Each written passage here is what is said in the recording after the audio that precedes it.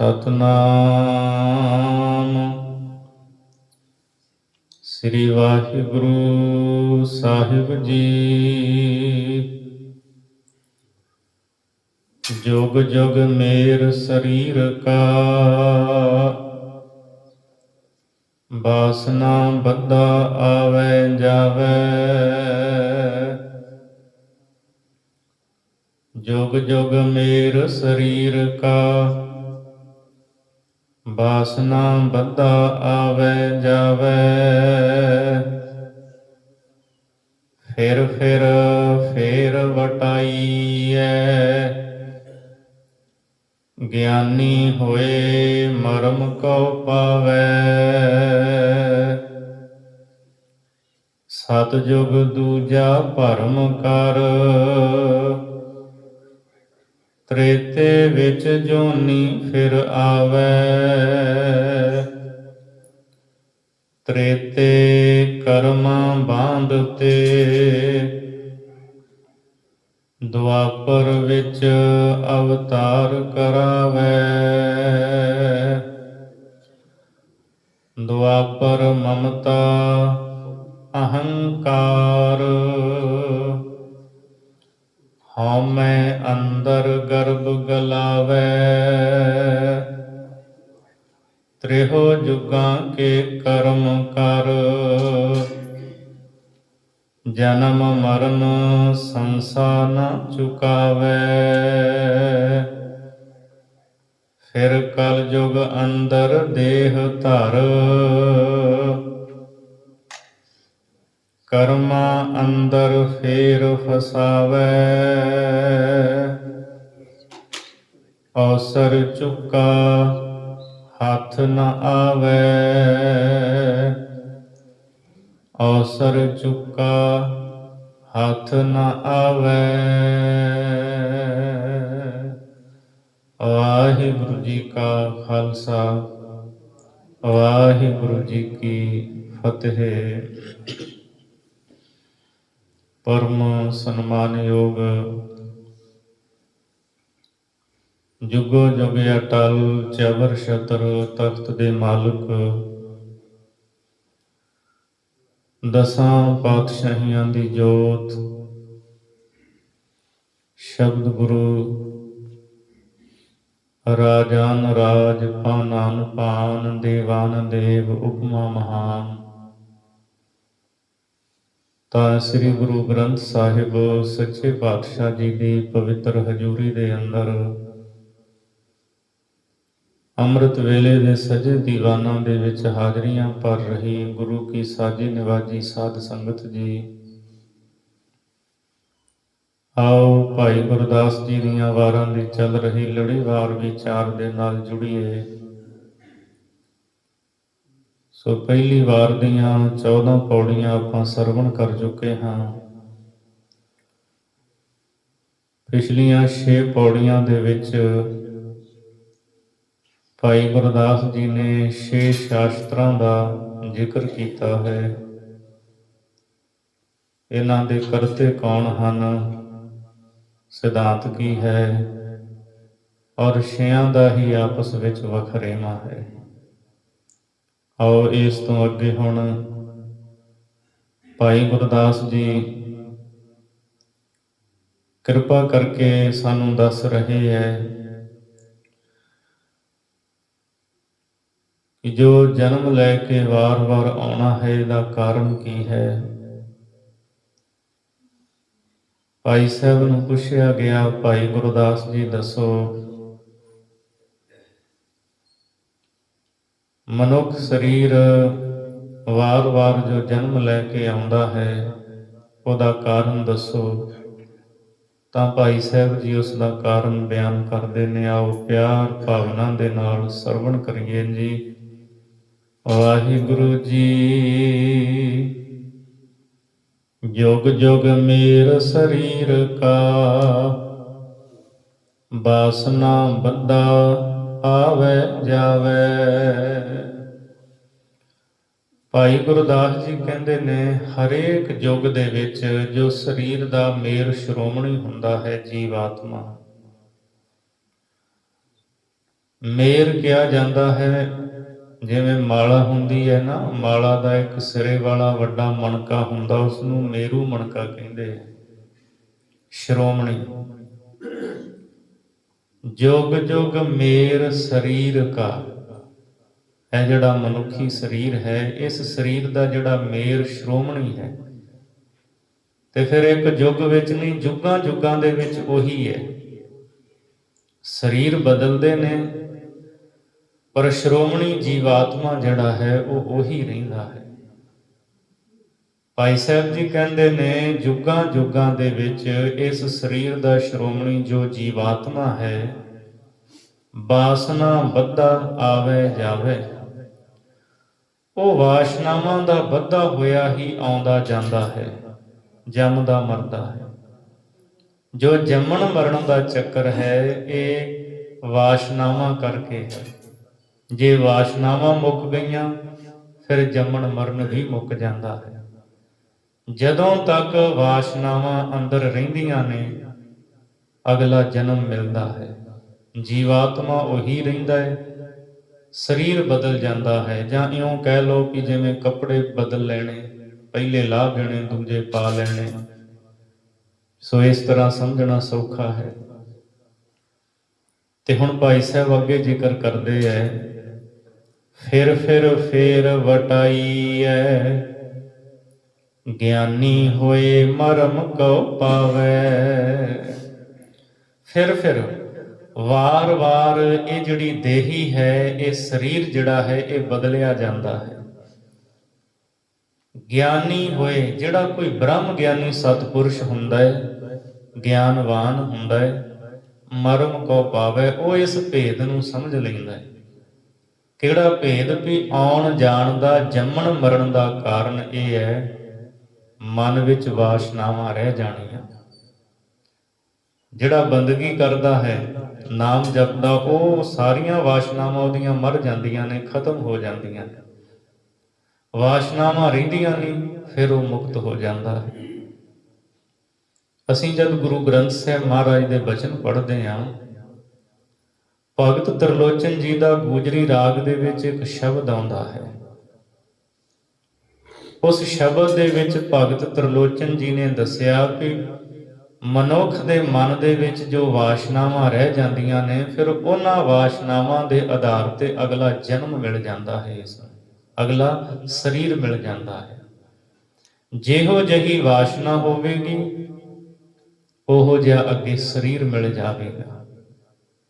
ਭਗਤ ਤ੍ਰਿਲੋਚਨ ਜੀ ਦੇ ਅੰਮ੍ਰਿਤ ਬਚਨ ਹਨ, ਅੰਤ ਕਾਲ ਜੋ ਲక్ష్ਮੀ ਸਿਮਰੈ, ਐਸੀ ਚਿੰਤਾ ਮਹਿ ਜੇ ਮਰੈ, ਸਰਪ ਜੋਨ ਵਲ ਵਲ ਅਵਤਰੈ।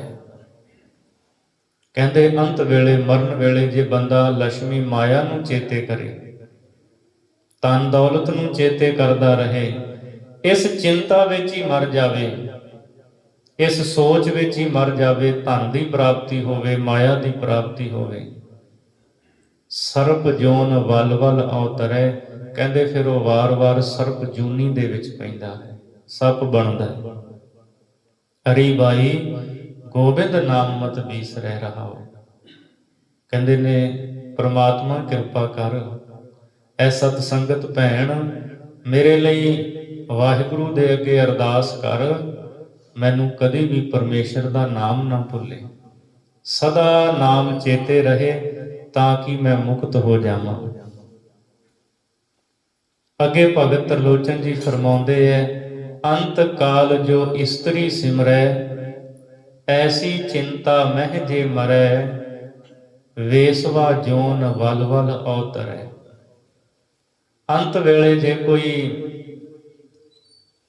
ਕਾਮ ਵਾਸ਼ਨਾ ਦੇ ਅਧੀਨ ਹੋਇਆ ਇਸਤਰੀ ਨੂੰ ਚੇਤੇ ਕਰਦਾ ਹੈ, ਕਹਿੰਦੇ ਫਿਰ ਅਗਲਾ ਜਨਮ ਮਿਲਦਾ ਹੈ, ਤੇ ਅਗਲੇ ਜਨਮ ਦੇ ਵਿੱਚ ਵੇਸ਼ਵਾ ਬਣਦਾ ਹੈ।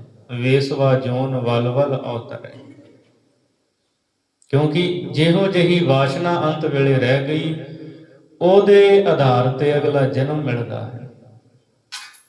ਅੰਤ ਕਾਲ ਜੋ ਲੜਕੇ ਸਿਮਰੈ, ਐਸੀ ਚਿੰਤਾ ਮਹਿ ਜੇ ਮਰੈ, ਸੂਕਰ ਜੋਨ ਵਲ ਵਲ ਅਵਤਰੈ। ਅੰਤ ਵੇਲੇ ਜੋ ਧੀਆਂ ਪੁੱਤਰਾਂ ਨੂੰ ਹੀ ਚੇਤੇ ਕਰਦਾ ਮਰ ਜਾਂਦਾ ਹੈ, ਐਸੀ ਚਿੰਤਾ ਵਿੱਚ, ਐਸੀ ਸੋਚ ਵਿੱਚ ਤੁਰ ਜਾਂਦਾ ਹੈ, ਕਹਿੰਦੇ ਫਿਰ ਉਹ ਸੂਰ ਦੀ ਜੂਨ ਵਿੱਚ ਪੈਂਦਾ ਹੈ।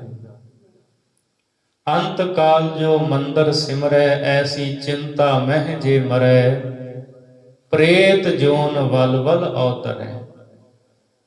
ਤੇ ਜਿਹੜਾ ਆਪਣੇ ਮਹਿਲ ਮਾੜੀਆਂ, ਘਰ-ਬਾਰ, ਉੱਚੀਆਂ ਅਟਾਰੀਆਂ ਨੂੰ ਹੀ ਚੇਤੇ ਕਰਦਾ, ਇਸ ਚਿੰਤਾ ਵਿੱਚ ਹੀ ਮਰ ਜਾਂਦਾ ਹੈ, ਫਿਰ ਪ੍ਰੇਤ ਜੂਨੀ ਉਸ ਨੂੰ ਪ੍ਰਾਪਤ ਹੁੰਦੀ ਹੈ। ਵਾਸ਼ਨਾ ਜਿਹੋ ਜੀ ਹੈ, ਉਦਾਂ ਦਾ ਜਨਮ ਪ੍ਰਾਪਤ ਹੋ ਜਾਂਦਾ ਹੈ।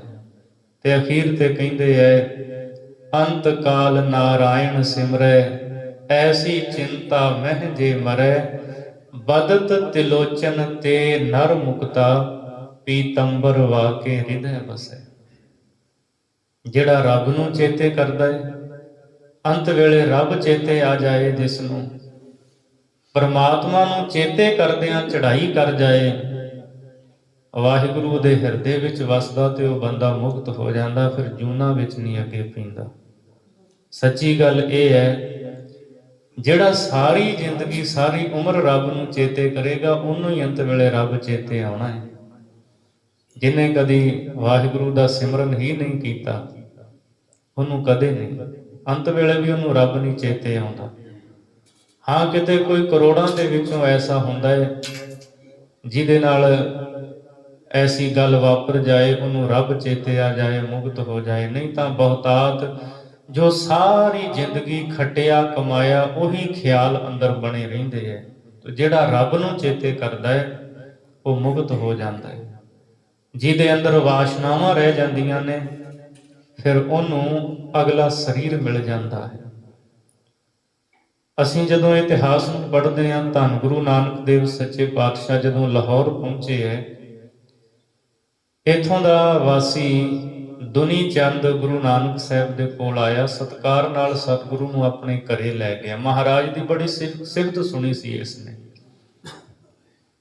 ਘਰੇ ਜਦੋਂ ਸਤਿਗੁਰੂ ਪੁੱਜੇ ਤੇ ਇਹਨੇ ਭੋਜਨ ਛਕਾ ਰਿਹਾ ਸੀ ਅਨੇਕਾਂ ਨੂੰ। ਮਹਾਰਾਜ ਨੇ ਪੁੱਛਿਆ, ਇਹ ਭੀੜ ਕਿਸ ਤਰ੍ਹਾਂ ਹੈ ਵਿਹੜੇ ਦੇ ਵਿੱਚ, ਇੰਨੇ ਲੋਕ ਇਕੱਠੇ ਨੇ। ਦੁਨੀ ਚੰਦ ਨੇ ਕਿਹਾ, ਮਹਾਰਾਜ ਮੈਂ ਆਪਣੇ ਪਿਓ ਦਾ ਸਰਾਧ ਕਰਾ ਰਿਹਾ ਹਾਂ, ਉਹਦੇ ਨਵੇਤੇ ਭੋਜਨ ਖਵਾ ਰਿਹਾ ਹਾਂ। ਸੱਚੇ ਪਾਤਸ਼ਾਹ ਜੀ ਕਹਿੰਦੇ, ਉਹਨੂੰ ਪੁੱਜ ਗਿਆ, ਪਹੁੰਚ ਗਿਆ। ਕਹਿੰਦਾ, ਮਹਾਰਾਜ ਇਹ ਤਾਂ ਮੈਨੂੰ ਨਹੀਂ ਪਤਾ। ਸਤਿਗੁਰੂ ਕਹਿੰਦੇ, ਉਹ ਤਾਂ 3 ਦਿਨ ਹੋ ਗਏ ਹੈ, ਫਲਾਣੀਆਂ ਝਾੜੀਆਂ ਵਿੱਚ ਭੁੱਖਾ ਬੈਠਾ ਹੈ। ਹੈਰਾਨ ਰਹਿ ਗਿਆ। ਮਹਾਰਾਜ ਕਹਿੰਦੇ, ਬਘਿਆੜ ਜੂਨੀ ਦੇ ਵਿੱਚ ਹੈ। ਫਿਰ ਦੁਨੀ ਚੰਦ ਬੇਨਤੀ ਕਰਦਾ ਹੈ, ਇਹ ਜਨਮ ਸਾਖੀ ਵਿੱਚ ਵੀ ਜ਼ਿਕਰ ਹੈ, ਸ੍ਰੀ ਗੁਰੂ ਨਾਨਕ ਪ੍ਰਕਾਸ਼ ਦੇ ਵਿੱਚ ਵੀ ਇਸ ਦਾ ਜ਼ਿਕਰ ਹੈ। ਮਹਾਰਾਜ ਕਿਰਪਾ ਕਰੋ, ਮੁਕਤ ਕਰ ਦਵੋ। ਮਹਾਰਾਜ ਇੱਕ ਥਾਲ ਦੇ ਵਿੱਚ ਜਿਹੜਾ ਭੋਜਨ ਪਾਇਆ ਹੁੰਦਾ ਹੈ, ਸਤਿਗੁਰੂ ਕਹਿੰਦੇ ਜਾਓ, ਲੈ ਜਾਓ। ਜਦੋਂ ਲੈ ਕੇ ਜਾਂਦੇ ਆ, ਵਾਕਈ ਉੱਥੇ ਝਾੜੀਆਂ ਦੇ ਵਿੱਚ ਇੱਕ ਬਘਿਆੜ ਹੁੰਦਾ ਹੈ। ਥਾਲ ਰੱਖ ਕੇ ਆਪ ਪਿੱਛੇ ਹਟ ਜਾਂਦਾ ਹੈ। ਉਹ ਜਦੋਂ ਉਹ ਪ੍ਰਸ਼ਾਦ ਪ੍ਰਾਪਤ ਕਰਦਾ ਹੈ, ਛਕਦਾ ਹੈ, ਉਹਦਾ ਸਰੀਰ ਛੁੱਟ ਜਾਂਦਾ ਹੈ। ਇੱਕ ਸੂਖਸ਼ਮ ਸਰੀਰ ਜਿਹੜਾ ਆਕਾਰ ਦੁਨੀ ਚੰਦ ਨੂੰ ਨਜ਼ਰ ਆਉਂਦਾ। ਫਿਰ ਉਹ ਪੁੱਛਦਾ ਹੈ, ਕੀ ਕਾਰਨ ਸੀ, ਤੁਸੀਂ ਇਸ ਜੂਨੀ ਵਿੱਚ ਕਿਵੇਂ ਆਏ? ਤੇ ਦੁਨੀ ਚੰਦ ਨੂੰ ਉਹਦਾ ਪਿਤਾ ਫਿਰ ਉਹ ਸੂਖਸ਼ਮ ਸਰੀਰ ਵਿੱਚ ਦੱਸਦਾ ਹੈ। ਕਹਿੰਦਾ, ਜਦੋਂ ਮੈਂ ਅੰਤ ਵੇਲੇ ਮਰਨ ਲੱਗਾ ਸੀ ਨਾ, ਗਵਾਂਢੀਆਂ ਦੇ ਘਰ ਦੇ ਵਿੱਚ ਮੱਛੀ ਦਾ ਮਾਸ ਰਿੱਝ ਰਿਹਾ ਸੀ, ਤੇ ਮਨ ਵਿੱਚ ਇਹ ਖਿਆਲ ਪੈਦਾ ਹੋ ਗਿਆ ਵੀ ਇਹ ਮੈਨੂੰ ਮਿਲ ਜਾਵੇ। ਰਸਨਾ ਦਾ ਸਵਾਦ ਜਿਹੜਾ ਸੀ, ਉਹ ਮਨ ਵਿੱਚ ਖਿਆਲ ਪੈਦਾ ਹੋਇਆ ਵੀ ਇਹ ਪ੍ਰਾਪਤ ਹੋ ਜਾਏ, ਮੈਂ ਖਾ ਲਵਾਂ। ਬਸ ਉਹ ਵਾਸ਼ਨਾ ਰਹਿ ਗਈ, ਤੇ ਫਿਰ ਆ ਜੂਨ ਜਿਹੜੀ ਹੈ ਮੈਨੂੰ ਮਿਲ ਗਈ। ਹੁਣ ਮੈਂ ਜਾ ਰਿਹਾ ਹਾਂ। ਗੁਰੂ ਨਾਨਕ ਸਾਹਿਬ ਘਰ ਵਿੱਚ ਆਏ ਹੈ, ਉਹਨਾਂ ਦੀ ਕਿਰਪਾ ਦੇ ਨਾਲ ਮੇਰੀ ਮੁਕਤੀ ਹੋਈ ਹੈ। ਉਥੇ ਦੁਨੀ ਚੰਦ ਨੂੰ ਮਹਾਰਾਜ ਨੇ ਸਮਝਾਇਆ ਸੀ ਵੀ ਧਨ ਦੌਲਤ ਜਿਹੜਾ 7 ਲੱਖ ਜੋੜਿਆ ਹੈ, ਕਿਉਂਕਿ ਮਹਾਰਾਜ ਨੇ ਸੂਈ ਦਿੱਤੀ ਸੀ ਪਰਲੋਕ ਵਿੱਚ ਲਵਾਂਗੇ। ਕਹਿੰਦਾ, ਸਰੀਰ ਵੀ ਨਹੀਂ ਜਾਣਾ, ਸੂਈ ਤਾਂ ਕਿੱਥੋਂ ਪਹੁੰਚੇਗੀ। ਮਹਾਰਾਜ ਕਹਿੰਦੇ, ਜਿਹੜਾ ਧਨ ਜੋੜਿਆ ਇਹ ਚਲਿਆ ਜਾਵੇਗਾ, ਗਰੀਬਾਂ ਦੀ ਸੇਵਾ ਵਾਸਤੇ ਲਾ ਦੇ, ਯੋਗ ਥਾਂ ਤੇ ਇਹਨੂੰ ਵਰਤ। ਸਤਿਗੁਰੂ ਤੋਂ ਉਪਦੇਸ਼ ਲੈ ਕੇ ਦੁਨੀ ਚੰਦ ਗੁਰੂ ਨਾਨਕ ਸਾਹਿਬ ਦਾ ਸਿੱਖ ਬਣ ਗਿਆ। ਵਾਸ਼ਨਾ ਜਿਹੜੀ ਹੈ ਉਹ ਅਗਲੇ ਜਨਮ ਦਾ ਕਾਰਨ ਬਣਦੀ ਹੈ। ਭਾਈ ਗੁਰਦਾਸ ਜੀ ਦੱਸਦੇ ਨੇ, ਜੁਗ ਜੁਗ ਮੇਰ ਸਰੀਰ ਕਾ, ਵਾਸਨਾ ਵੱਧਾ ਆਵੇ ਜਾਵੇ, ਫਿਰ ਫੇਰ ਵਟਾਈਐ, ਗਿਆਨੀ ਹੋਏ ਮਰਮ ਕੋ ਪਾਵੇ। ਇਸ ਭੇਦ ਨੂੰ ਕੋਈ ਗਿਆਨਵਾਨ ਹੀ ਜਾਣਦਾ ਹੈ।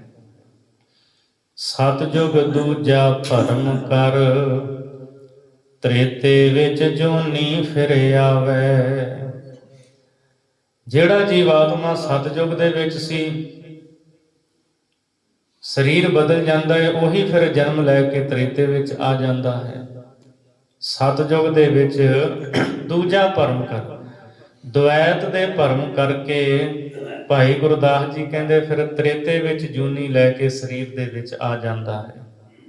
ਯੁੱਗ ਬਦਲ ਜਾਂਦੇ ਹੈ, ਪਰ ਜਿਹੜੇ ਜਨਮਨ ਮਰਨ ਦੇ ਚੱਕਰ ਨੇ ਇਹ ਨਹੀਂ ਮੁੱਕਦੇ। ਫਿਰ ਤ੍ਰੇਤੇ ਵਿੱਚ ਜਨਮ ਧਾਰਦਾ ਹੈ ਆ ਕੇ। ਜੇ ਸਤਿਯੁਗ ਦੇ ਵਿੱਚ ਦੁਐਤ ਭਰਮ ਰਹਿ ਗਿਆ, ਤ੍ਰੇਤੇ ਵਿੱਚ ਫਿਰ ਉਹਨੂੰ ਜਨਮ ਮਿਲਦਾ ਹੈ। ਤ੍ਰੇਤੇ ਕਰਮਾਂ ਬਾਂਧ ਤੇ, ਦੁਆਪਰ ਫਿਰ ਅਵਤਾਰ ਕਰਾਵੇ।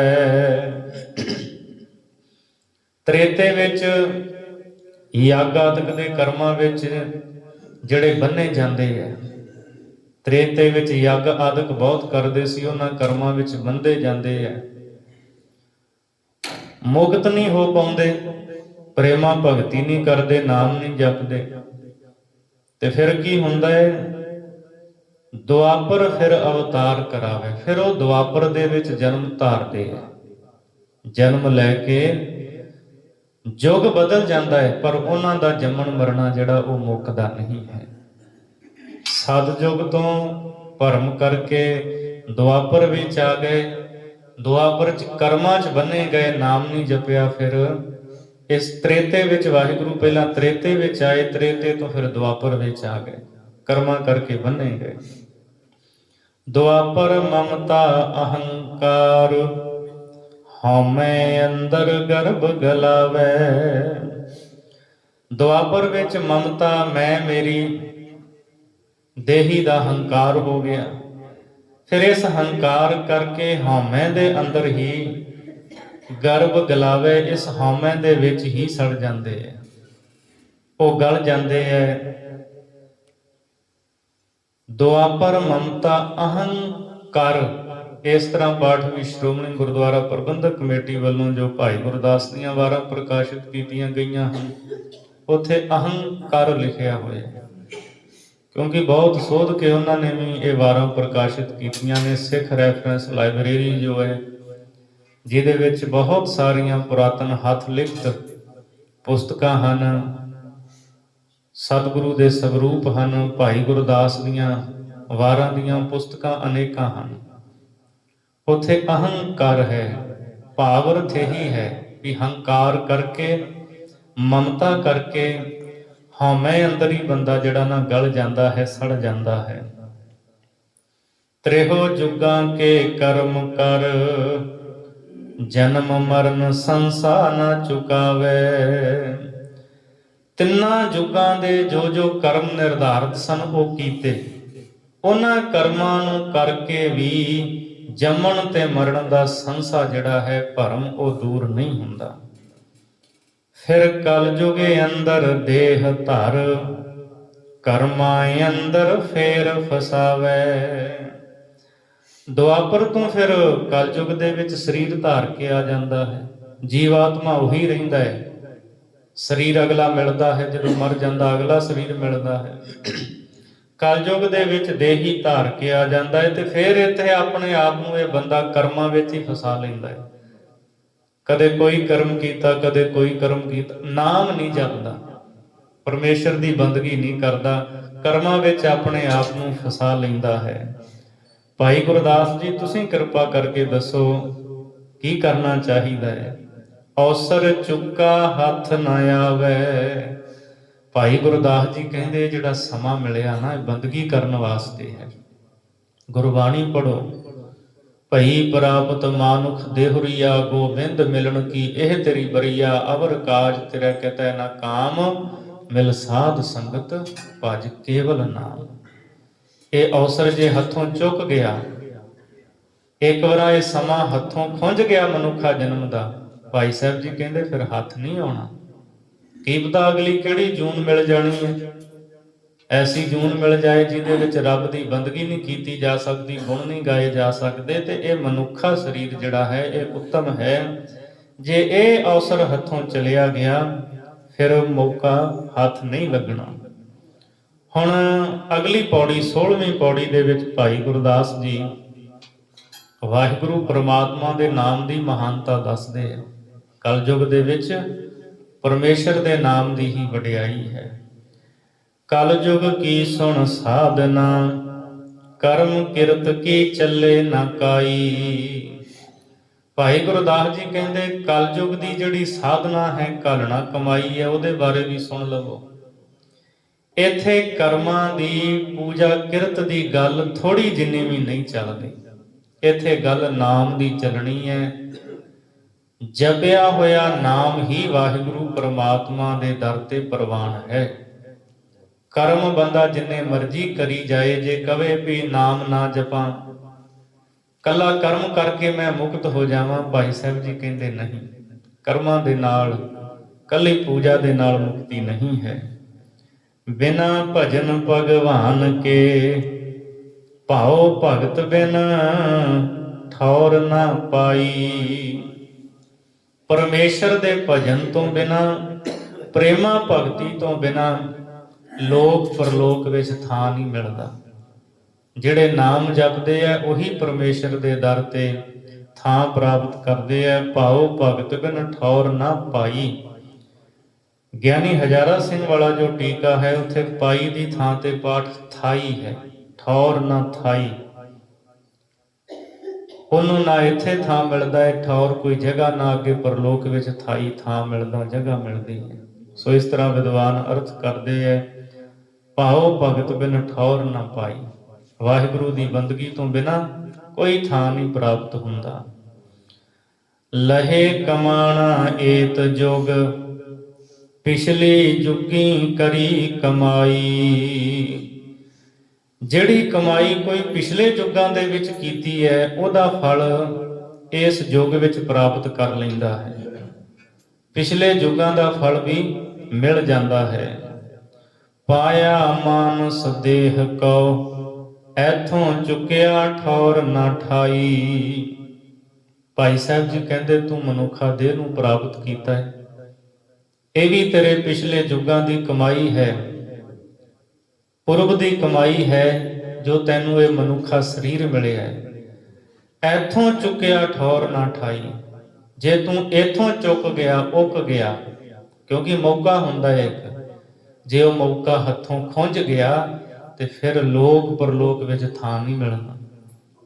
ਜੰਮਣ ਮਰਨ ਦੇ ਚੱਕਰ ਵਿੱਚ ਪੈ ਜਾਏਗਾ, ਚੌਹਾਂ ਯੁੱਗਾਂ ਵਿੱਚ ਜਨਮ ਮਰਨ ਦੇ ਵਿੱਚ ਭਰਮਦਾ ਰਹੇਗਾ, ਮੁਕਤੀ ਨਹੀਂ ਤੈਨੂੰ ਮਿਲ ਪਾਏਗੀ। ਇਸ ਲਈ ਇਹ ਜਿਹੜਾ ਸਮਾਂ ਹੈ ਨਾ, ਇਹਨੂੰ ਹੱਥੋਂ ਨਾ ਗਵਾ।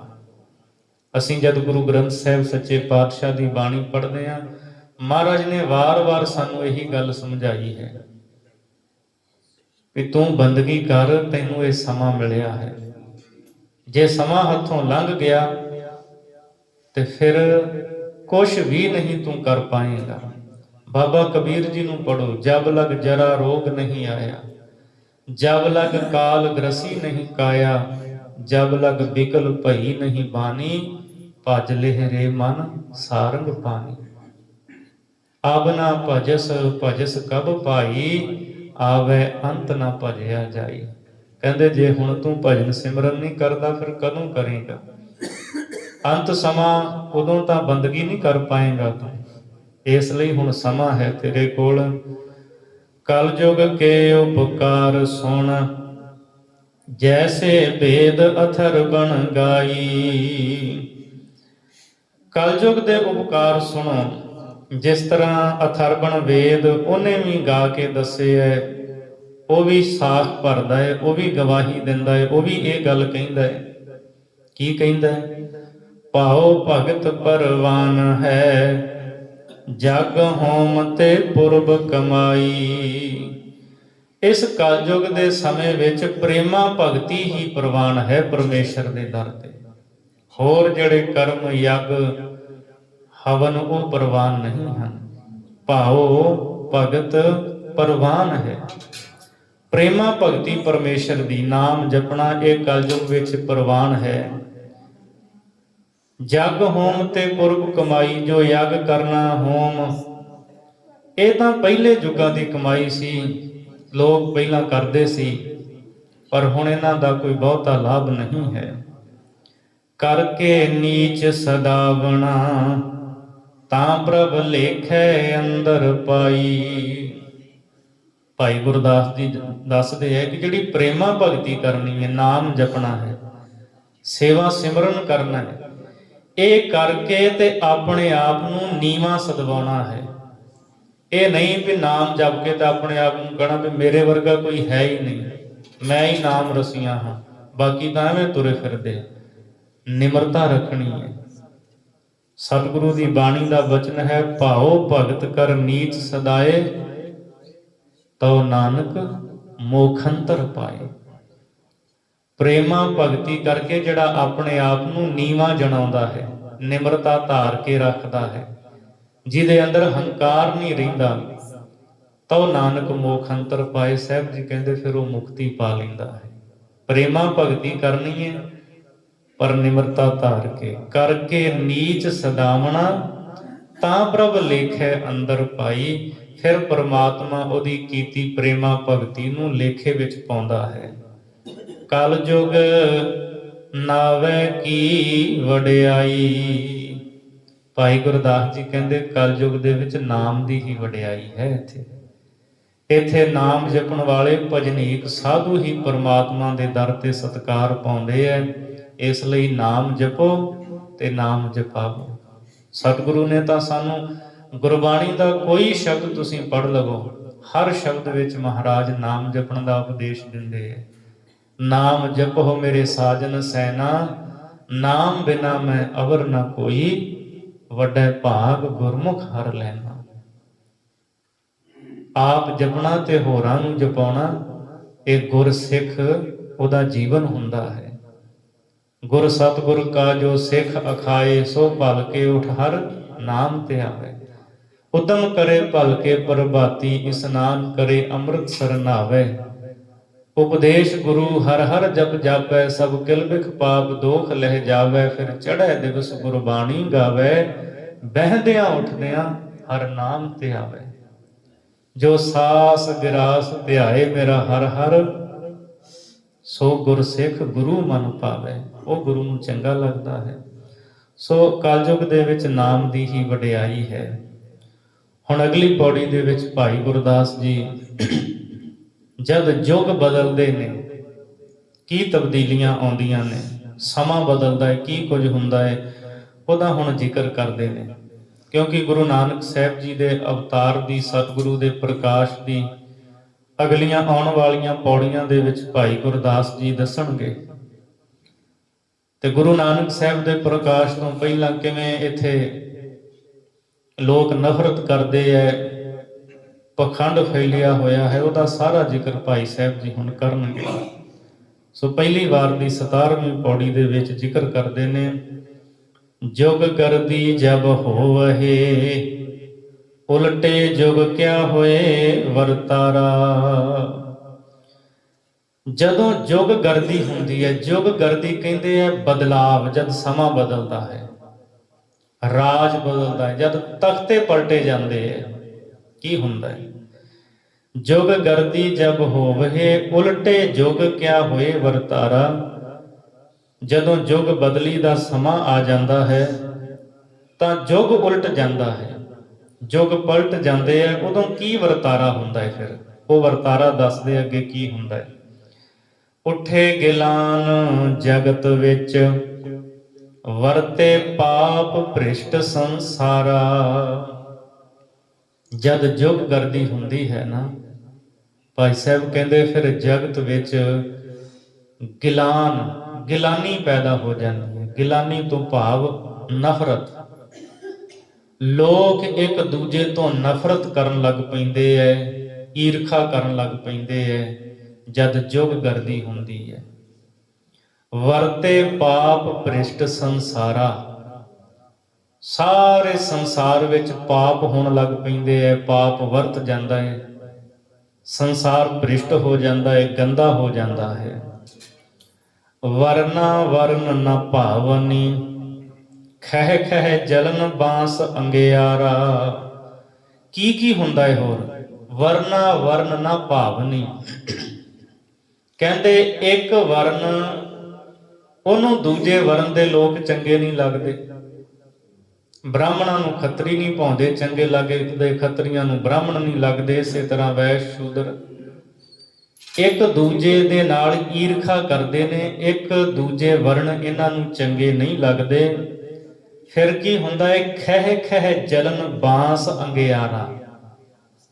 ਕਹਿੰਦੇ ਜਿਵੇਂ ਬਾਂਸ ਗਰਮੀ ਦੇ ਮੌਸਮ ਵਿੱਚ ਜਦੋਂ ਤੇਜ਼ ਹਵਾਵਾਂ ਚੱਲਦੀਆਂ ਨੇ ਨਾ, ਬਾਂਸ ਆਪੋ ਵਿੱਚ ਖਹਿੰਦੇ ਐ, ਚੰਗਿਆੜੇ ਨਿਕਲਦੇ ਐ, ਫਿਰ ਜੰਗਲ ਨੂੰ ਅੱਗ ਲੱਗ ਜਾਂਦੀ ਹੈ, ਦੋ ਅਗਨੀ ਸਾਰੇ ਜੰਗਲ ਨੂੰ ਸਾੜ ਕੇ ਸਵਾਹ ਕਰ ਦਿੰਦੀ ਹੈ। ਕਹਿੰਦੇ ਜਿਵੇਂ ਬਾਂਸ ਖਹਿ ਕੇ ਉਹਨਾਂ ਨੂੰ ਅੱਗ ਲੱਗਦੀ ਹੈ, ਜੰਗਲ ਸੜ ਜਾਂਦਾ ਹੈ। ਕਹਿੰਦੇ ਫਿਰ ਇਸ ਤਰ੍ਹਾਂ ਲੋਕ ਖਹਿ ਖਹਿ ਕੇ ਈਰਖਾ ਕਰਕੇ ਆਪਸ ਵਿੱਚ ਲੜਦੇ ਝਗੜਦੇ ਐ ਤੇ ਮਰ ਜਾਂਦੇ ਐ, ਖੱਪ ਜਾਂਦੇ ਐ ਜਦੋਂ ਜੁਗ ਗਰਦੀ ਹੁੰਦੀ ਹੈ। ਨਿੰਦਿਆ ਚੱਲੇ ਵੇਦ ਕੀ, ਸਮਝਨ ਨਹਿ ਅਗਿਆਨ ਗੁਬਾਰਾ। ਫਿਰ ਵੇਦ ਦੀ ਨਿੰਦਿਆ ਚੱਲਦੀ ਹੈ, ਪਰਮਾਤਮਾ ਦੇ ਗਿਆਨ ਦੀ, ਪ੍ਰਭੂ ਦੇ ਗਿਆਨ ਦੀ ਨਿੰਦਿਆ ਹੁੰਦੀ ਹੈ। ਲੋਕ ਕਹਿੰਦੇ ਇਸ ਗਿਆਨ ਤੋਂ ਅਸੀਂ ਕੀ ਕਰਾਉਣਾ, ਸਾਨੂੰ ਤਾਂ ਪਦਾਰਥਵਾਦ ਦਾ ਗਿਆਨ ਚਾਹੀਦਾ ਹੈ। ਸਿਰਫ ਤੇ ਸਿਰਫ ਬਾਹਰ ਦੇ ਪਦਾਰਥਾਂ ਦੇ ਗਿਆਨ ਨੂੰ ਹੀ ਲੋਕ ਮੁੱਖ ਸਮਝ ਲੈਂਦੇ ਹੈ। ਅੰਤਰ ਆਤਮਾ ਦਾ ਜਿਹੜਾ ਗਿਆਨ ਹੁੰਦਾ ਹੈ ਉਹਦੇ ਤੋਂ ਕਿਨਾਰਾ ਕਰ ਜਾਂਦੇ ਹੈ, ਪਾਸੇ ਹੋ ਜਾਂਦੇ। ਕਹਿੰਦੇ ਸਾਨੂੰ ਨਹੀਂ ਚਾਹੀਦਾ ਹੈ, ਅਸੀਂ ਨਹੀਂ ਬੰਦਗੀ ਕਰਨੀ, ਅਸੀਂ ਨਹੀਂ ਨਾਮ ਜਪਣਾ, ਨਾਮ ਨੇ ਸਾਨੂੰ ਕਿਹੜਾ ਖਾਣ ਨੂੰ ਦੇਣਾ ਹੈ। ਇਹ ਗੱਲਾਂ ਦੇ ਵਿੱਚ ਲੋਕ ਪੈ ਜਾਂਦੇ। ਫਿਰ ਵੇਦ ਦੀ, ਧਰਮ ਗ੍ਰੰਥਾਂ ਦੀ ਨਿੰਦਿਆ ਕਰਦੇ ਹੈ। ਵੇਦ ਦਾ ਆਖਰੀ ਅਰਥ ਹੁੰਦਾ ਗਿਆਨ। ਇਸੇ ਵੇਦ ਤੋਂ, ਜਿਵੇਂ ਵੈਦ ਸ਼ਬਦ ਹੈ, ਵੈਦ ਉਹਨੂੰ ਕਹਿੰਦੇ ਸੀ ਜੋ ਨਬਜ ਫੜ ਕੇ ਸਭ ਕੁਝ ਸਰੀਰ ਦੇ ਵਿੱਚ ਦੱਸ ਦਿੰਦਾ ਸੀ। ਵਾਤ ਪਿੱਤ ਕਫ ਦੇ ਰੋਗਾਂ ਨੂੰ ਉਹਨੇ ਦੱਸ ਦੇਣਾ, ਪਿਆ ਭਾਈ ਰੋਗ ਹੈ ਤੈਨੂੰ। ਇਸ ਤਰ੍ਹਾਂ ਰੋਗਾਂ ਦੀ ਜਾਣਕਾਰੀ ਰੱਖਦੇ ਸੀ। ਸੋ ਇੱਕ ਗੁਰਮੁਖ ਨੇ ਮੈਨੂੰ ਗੱਲ ਦੱਸੀ, ਇਸ ਸਥਾਨ ਦੇ ਮਹਾਂਪੁਰਖ ਸ੍ਰੀਮਾਨ ਸੰਤ ਬਾਬਾ ਗੁਲਾਬ ਸਿੰਘ ਜੀ, ਆਪ ਸਾਰੇ ਜਾਣਦੇ, ਜਿੱਥੇ ਉਹ ਵਿਦਵਾਨ ਸਨ, ਉੱਚ ਕੋਟੀ ਦੇ ਵੈਦ ਸਨ। ਨਬਜ ਵੇਖ ਕੇ ਦੱਸ ਦਿੰਦੇ ਸੀ, ਇੱਥੋਂ ਤੱਕ ਪਿਸ਼ਾਬ ਦਾ ਰੰਗ ਵੇਖ ਕੇ ਰੋਗ ਦੱਸ ਦੇਣਾ। ਕਹਿੰਦੇ ਕਿਸੇ ਨੇ ਨਾ ਮਸ਼ਕਰੀ ਕੀਤੀ, ਉਹ ਮੱਝ ਦਾ ਪਿਸ਼ਾਬ ਨਾ ਇੱਕ ਸ਼ੀਸ਼ੀ ਵਿੱਚ ਪਾ ਕੇ ਲੈ ਆਇਆ। ਮਹਾਂਪੁਰਖ ਹੁਣ ਵੈਦ ਵੀ ਸੀ, ਰੱਬ ਦੇ ਨਾਲ ਵੀ ਜੁੜੇ ਹੋਏ। ਉਹ ਕਹਿਣ ਲੱਗੇ ਇਹਨੂੰ ਵੜੇਵੇਂ ਚਾਰ ਲਿਆ ਕਰ, ਵੀ ਸਾਡੇ ਕੋਲ ਲੈ ਕੇ ਆਉਣਾ ਹੈ। ਕਹਿਣ ਦਾ ਭਾਵ ਇਹ ਹੈ, ਵੈਦ ਵੇਦ ਗਿਆਨ, ਲੋਕ ਜਿਹੜੇ ਨੇ ਉਹ ਫਿਰ ਰੱਬੀ ਗਿਆਨ ਦੀ ਵੀ ਨਿੰਦਿਆ ਕਰਦੇ ਹੈ, ਧਰਮ ਗ੍ਰੰਥਾਂ ਦੀ ਨਿੰਦਿਆ ਕਰਦੇ ਹੈ। ਸਮਝਣ ਨਹਿ ਅਗਿਆਨ ਗੁਬਾਰਾ। ਗੁਬਾਰ ਅਗਿਆਨ ਦੇ ਘੁੱਪ ਹਨੇਰੇ ਦੇ ਵਿੱਚ ਪਏ ਰਹਿੰਦੇ ਹੈ ਤੇ ਫਿਰ ਉਹ ਬਿਲਕੁਲ ਵੀ ਗਿਆਨ ਦੀ ਗੱਲ ਨੂੰ ਸਮਝਦੇ ਨਹੀਂ। ਵੇਦ ਗਿਰੰਥ ਗੁਰ ਹਟ ਹੈ, ਜਿਸ ਲਗ ਭਵਜਲ ਪਾਰ ਉਤਾਰਾ। ਵੇਦ ਤੇ ਧਰਮ ਗ੍ਰੰਥ, ਇਹਨਾਂ ਦਾ ਜਿਹੜਾ ਸਾਰ ਸਿਧਾਂਤ ਹੈ, ਗੁਰ ਹਟ ਹੈ, ਗੁਰੂ ਦੀ ਸਤ ਸੰਗਤ ਰੂਪੀ ਹੱਟੀ ਤੇ ਜਾ ਕੇ ਪਤਾ ਲੱਗਦਾ ਹੈ। ਜਦ ਅਸੀਂ ਗੁਰੂ ਦੇ ਦਰ ਤੇ ਆਉਨੇ ਆ ਤਾਂ ਫਿਰ ਇੱਥੋਂ ਸਾਨੂੰ ਪ੍ਰੇਮਾ ਭਗਤੀ ਦੀ ਦਾਤ ਮਿਲਦੀ ਹੈ। ਝੋਲੀ ਵਿੱਚ ਨਾਮ ਦੀ ਦਾਤ ਪਵਾ ਕੇ ਬੰਦਾ ਵਣਜ ਕਰਦਾ ਹੈ, ਮੁਕਤ ਹੋ ਜਾਂਦਾ ਹੈ। ਵੇਦ ਗਿਰੰਥ ਗੁਰ ਹਟ ਹੈ, ਜਿਸ ਲਗ ਭਵਜਲ ਪਾਰ ਉਤਾਰਾ। ਇਹ ਵੇਦ ਜਿਹੜੇ ਨੇ ਗ੍ਰੰਥ, ਇਹ ਗੁਰੂ ਦੀ ਸਤਸੰਗਤ ਰੂਪੀ ਹੱਟੀ ਤੇ ਇਹਨਾਂ ਦੇ ਸਾਰ ਦਾ, ਸਿਧਾਂਤ ਦਾ ਪਤਾ ਲੱਗਦਾ ਹੈ, ਜਿਹਦੇ ਲੜ ਲੱਗ ਕੇ ਫਿਰ ਸੰਸਾਰ ਭਵਜਲ ਤੋਂ ਪਾਰ ਉਤਾਰਾ ਹੋ ਜਾਂਦਾ ਹੈ। ਸਤਿਗੁਰ ਬਾਝ ਨਾ ਬੁੱਝੀਐ, ਜਿਚਰ ਧਰੇ ਨਾ ਪ੍ਰਭ ਅਵਤਾਰਾ। ਭਾਈ ਗੁਰਦਾਸ ਜੀ ਕਹਿੰਦੇ ਸਤਿਗੁਰੂ ਤੋਂ ਬਿਨਾਂ ਕਦੇ ਸੋਝੀ ਨਹੀਂ ਪੈਂਦੀ। ਗੁਰੂ ਤੋਂ ਬਿਨਾਂ ਬੰਦਾ ਸਮਝ ਨਹੀਂ ਸਕਦਾ। ਇਸੇ ਲਈ ਮਹਾਰਾਜ ਨੇ ਵਾਰ-ਵਾਰ ਕਿਹਾ ਕਿ ਗੁਰੂ ਦੀ ਸ਼ਰਨ ਵਿੱਚ ਆ, ਸੱਚੇ ਗੁਰੂ ਦੇ ਚਰਨੀ ਲੱਗ। ਗੁਰੂ ਤੋਂ ਤੈਨੂੰ ਜਿੱਥੇ ਰਹਿਮਤਾਂ ਪ੍ਰਾਪਤ ਹੋਣਗੀਆਂ ਉੱਥੇ ਜੀਵਨ ਜਿਉਣ ਦੀ ਸੋਝੀ ਆ ਜਾਏਗੀ। ਸਤਿਗੁਰੂ ਤੋਂ ਬਿਨਾਂ ਕਦੇ ਸੋਝੀ ਨਹੀਂ ਮਿਲਦੀ। ਜਿਚਰ ਧਰੇ ਨਾ ਪ੍ਰਭ ਅਵਤਾਰਾ, ਜਦੋਂ ਤੱਕ ਪਰਮਾਤਮਾ ਆਪ ਅਵਤਾਰ ਧਾਰ ਕੇ ਨਹੀਂ ਆਉਂਦਾ, ਗੁਰੂ ਰੂਪ ਵਿੱਚ ਨਹੀਂ ਆਉਂਦਾ, ਉਦੋਂ ਤੱਕ ਸਮਝ ਨਹੀਂ ਪੈਂਦੀ। ਹੁਣ ਗੁਰੂ ਨਾਨਕ ਸਾਹਿਬ ਦੇ ਅੱਗੇ ਅਵਤਾਰ ਦੀ ਗੱਲ ਭਾਈ ਸਾਹਿਬ ਜੀ ਕਰਨਗੇ। ਆਪ ਨਾਰਾਇਣ ਕਲਾ ਧਾਰ ਜਗ ਮਹਿ ਪਰਵਰਿਓ, ਨਿਰੰਕਾਰ ਆਕਾਰ ਜੋਤ ਜਗ ਮੰਡਲ ਕਰਿਓ। ਸੋ ਪਰਮਾਤਮਾ ਜਦ ਆਪ ਗੁਰੂ ਰੂਪ ਹੋ ਕੇ ਅਵਤਾਰ ਧਾਰ ਕੇ ਆਉਂਦਾ ਹੈ, ਉਦੋਂ ਹੀ ਸਮਝ ਪੈਂਦੀ ਹੈ। ਜਿਚਰ ਧਰੇ ਨਾ ਪ੍ਰਭ ਅਵਤਾਰਾ, ਇੱਥੇ ਸ਼ਬਦ ਪ੍ਰਭ ਹੈ। ਕਈ ਲਿਖਤਾਂ ਦੇ ਵਿੱਚ ਇੱਥੇ ਗੁਰ ਸ਼ਬਦ ਵੀ ਹੈ, ਗੁਰ ਅਵਤਾਰਾ। ਇਹ ਪਾਠੰਤਰ ਹੈ। ਗੁਰ ਪਰਮੇਸ਼ਰ ਇੱਕ ਹੈ, ਸੱਚਾ ਸਾਹੋ ਜਗਤ ਵਣਜਾਰਾ। ਗੁਰੂ ਪਰਮੇਸ਼ਰ ਇੱਕ ਰੂਪ ਹੀ ਹੈ। ਗੁਰੂ ਪਰਮੇਸ਼ਰ ਦੇ ਵਿੱਚ ਕੋਈ ਫਰਕ ਨਹੀਂ ਹੈ, ਕੋਈ ਭਿੰਨ ਭੇਦ ਨਹੀਂ ਹੈ। ਗੁਰੂ ਪਰਮੇਸ਼ਰ ਦਾ ਹੀ ਰੂਪ ਹੈ। ਸੱਚਾ ਸਾਹੋ, ਗੁਰੂ ਸੱਚਾ ਸ਼ਾਹ ਹੈ। ਜਗਤ ਵਣਜਾਰਾ, ਸਾਰਾ ਜਗਤ ਵਣਜਾਰਾ ਵਪਾਰੀ ਹੈ। ਗੁਰੂ ਦੇ ਪਾਸੋਂ ਨਾਮ ਸੌਦੇ ਨੂੰ ਪ੍ਰਾਪਤ ਕਰਕੇ ਫਿਰ ਜਗਤ ਦੇ ਲੋਕ ਵਪਾਰ ਕਰਦੇ ਹੈ, ਸਫਲ ਹੋ ਜਾਂਦੇ ਹੈ, ਲਾਭ ਖੱਟ ਲੈਂਦੇ ਹੈ। ਚੜੇ ਸੂਰ ਮਿਟ ਜਾਏ ਅੰਧਾਰਾ। ਭਾਈ ਗੁਰਦਾਸ ਜੀ ਕਹਿੰਦੇ ਜਦੋਂ ਸੂਰਜ ਚੜ ਜਾਂਦਾ ਨਾ, ਫਿਰ ਹਨੇਰਾ ਮਿਟ ਜਾਂਦਾ ਹੈ। ਇਸੇ ਤਰ੍ਹਾਂ ਜਦ ਗੁਰੂ ਦਾ ਮਿਲਾਪ ਹੋ ਜਾਂਦਾ ਹੈ, ਸਮਰੱਥ ਗੁਰੂ ਤੋਂ ਉਪਦੇਸ਼ ਲੈ ਕੇ ਕਮਾਈ ਕੀਤੀ ਜਾਂਦੀ ਹੈ, ਫਿਰ ਜੀਵਨ ਦੇ ਵਿੱਚੋਂ, ਹਿਰਦੇ ਦੇ ਵਿੱਚੋਂ ਅਗਿਆਨਤਾ ਦਾ ਹਨੇਰਾ ਦੂਰ ਹੋ ਜਾਂਦਾ ਹੈ। ਹਿਰਦੇ ਵਿੱਚ ਗਿਆਨ ਦਾ ਪ੍ਰਕਾਸ਼ ਚਾਨਣ ਹੋ ਜਾਂਦਾ ਹੈ। ਸੱਚ ਝੂਠ ਦੀ ਬੰਦੇ ਨੂੰ ਪਰਖ ਹੋ ਜਾਂਦੀ ਹੈ। ਸਾਰ ਅਸਾਰ ਦਾ ਪਤਾ ਲੱਗ ਜਾਂਦਾ ਹੈ। ਸੱਚ ਕੀ ਹੈ, ਝੂਠ ਕੀ ਹੈ, ਚੰਗੀ ਤਰ੍ਹਾਂ ਇਸ ਨੂੰ ਸਮਝ ਲੈਂਦਾ ਹੈ ਜਦ ਗੁਰੂ ਦੇ ਸ਼ਬਦ ਨਾਲ ਜੁੜ ਜਾਂਦਾ ਹੈ, ਜਦ ਗੁਰੂ ਦਾ ਮਿਲਾਪ ਹੁੰਦਾ ਹੈ। ਸੋ ਭਾਈ ਸਾਹਿਬ ਨੇ ਇਸ ਪੌੜੀ ਵਿੱਚ ਸਾਨੂੰ ਦੱਸਿਆ ਹੈ ਕਿ ਜਦ ਗੁਰੂ ਆਪ ਆ ਕਰਕੇ ਰਹਿਮਤ ਕਰਦਾ ਹੈ, ਉਪਦੇਸ਼ ਦਿੰਦਾ ਹੈ, ਫਿਰ ਅਗਿਆਨਤਾ ਖੰਭ ਲਾ ਕੇ ਉੱਡ ਜਾਂਦੀ ਹੈ।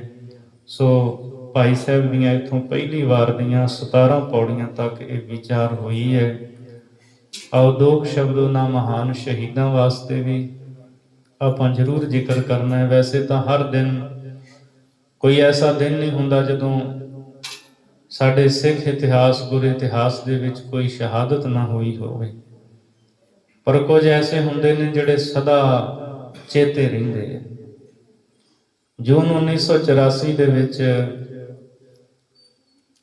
ਭਾਰਤ ਦੀ ਜ਼ਾਲਮ ਸਰਕਾਰ ਇੰਦਰਾ ਗਾਂਧੀ ਨੇ ਸ਼੍ਰੀ ਅਕਾਲ ਤਖਤ ਸਾਹਿਬ, ਸੱਚਖੰਡ ਸ੍ਰੀ ਹਰਿਮੰਦਰ ਸਾਹਿਬ ਤੇ ਹੋਰ ਅਨੇਕਾਂ ਗੁਰਧਾਮਾਂ ਤੇ ਅਟੈਕ ਕਰਵਾ ਕੇ ਅਨੇਕਾਂ ਹੀ ਨਿਰਦੋਸ਼ ਸਿੱਖਾਂ ਦਾ ਕਤਲ ਕੀਤਾ। ਸਿੱਖਾਂ ਦੇ ਮਨ ਵਿੱਚ ਬਹੁਤ ਵੱਡਾ ਰੋਹ ਸੀ।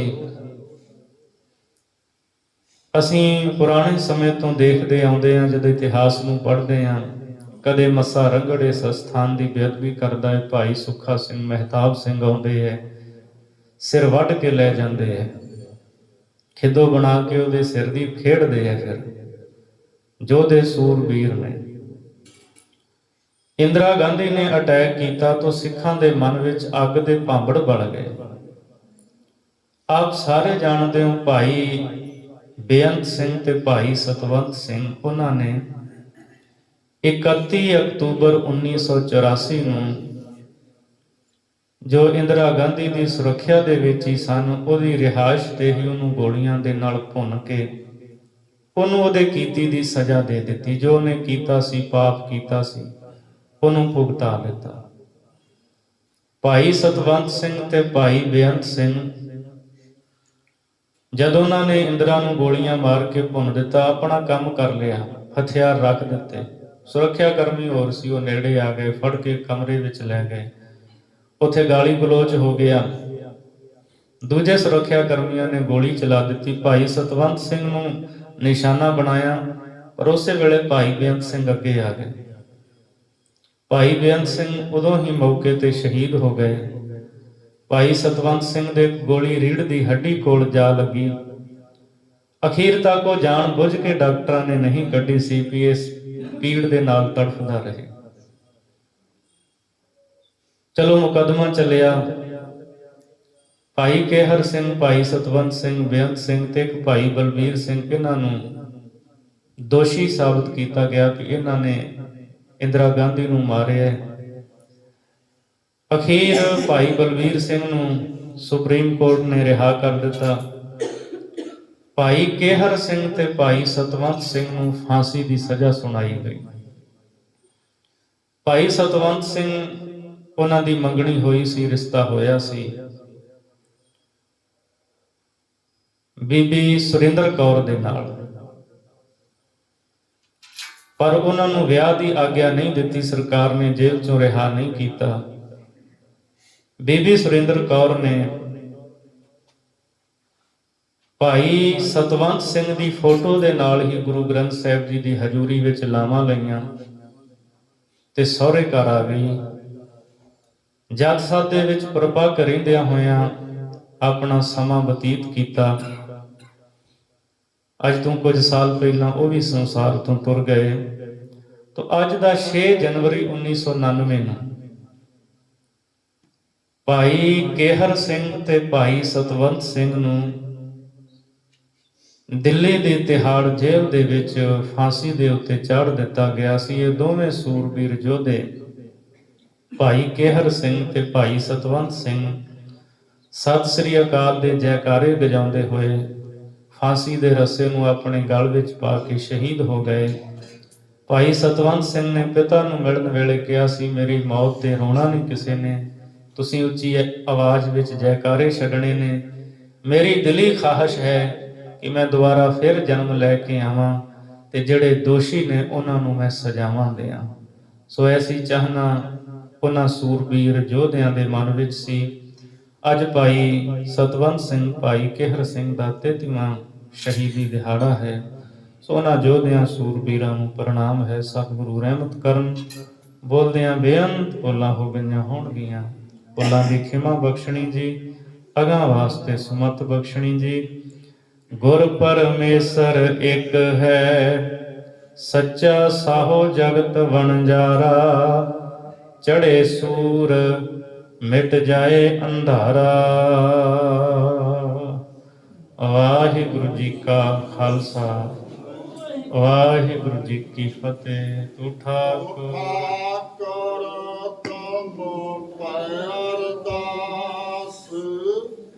ਜਿਉ ਪਿੰਡ ਸਭ ਤੇਰੀ ਰਾਸ, ਤੂੰ ਮਾਧਵ ਦਾਮ ਬਰਕਤ ਤੁਮਰੀ ਕਿਰਪਾ ਮੈਂ ਸੁਖ ਨੇਰੇ, ਜਿਗਲੇ ਨ ਜਾਣੇ ਤੁਮਰਾ ਅੰਤ, ਉਜਤ ਉਚਾ ਭਗਵੰਤ ਸਗਲ ਸਮਗਰੀ ਉਤਰ ਤਾਰੀ, ਤੁਮ ਤੇ ਹੋਏ ਸੋ ਆਗਿਆਕਾਰ। ਜੇ ਤੁਮਰੇ ਗਾਤ ਨਿਤ ਤਾਹੀ ਜਾਣੀ, ਨਾਨਕ ਦਾਸ ਸਦਾ ਕੁਰਬਾਨ।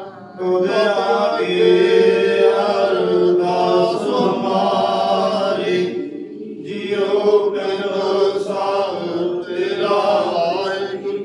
ਨਾਨਕ ਸਾਹਿਬ ਤੇਰੀ ਵਡਿਆਈ, ਕੋਈ ਨਾਮ ਨ ਜਾਣੇ ਮੇਰਾ ਵਾਹਿਗੁਰੂ।